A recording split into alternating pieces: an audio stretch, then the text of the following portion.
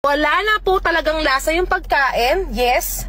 Yung fried chicken. Guys, ano naman lang yung, magkaano lang naman yung flour, yung asin, yung paminta, para lang magkalasa yung chicken. Magkano lang po yun, diba?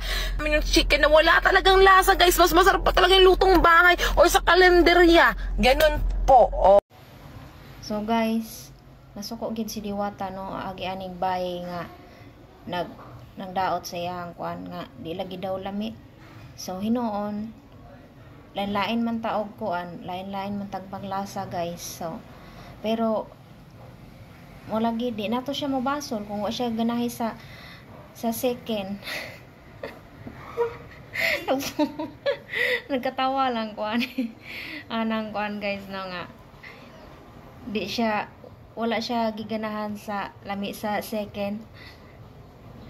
Masarap ko ng flour daw sa tuwa. Gipang timpla. Naunsa yung taong kaday. Sosyalan man day kaday. Sosyalan man day kani. Adto na lang takag mga kuan, mga class nga fast food. Mga fast food. Di kay diha ka. Unsa man taong kamatakdan man.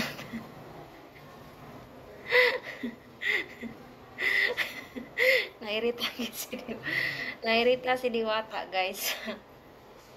Gusto na guys yan kuanan kay murag nalabian ra man puning bayan nga oy nagkasikat ra puning mayo nga di naman ni makalito og chicken. Second naman. Unsa jud kaday?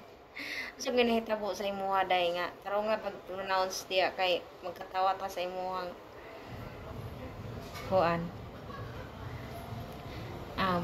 Mao lagi na moto nga nasuya nakuan kay si Diwata no, pero depende mo na sa tong panglasa guys. Mao na ginagiingon sa uban nga lasang pangmasa kuan jud kaning di ka arte, di ka kuan sosyalan. So okay na gid na no nang kuana mangita pa ka og kanang lami terting lamia adto kag kanang mga mahalon nga pagkaunan.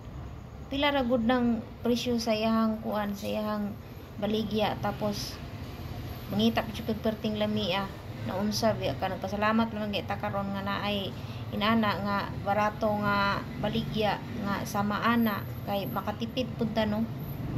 So mao na ginaingon nga pangmasa ra ginayang kuan.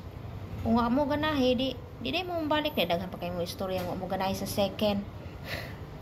So, ano po to?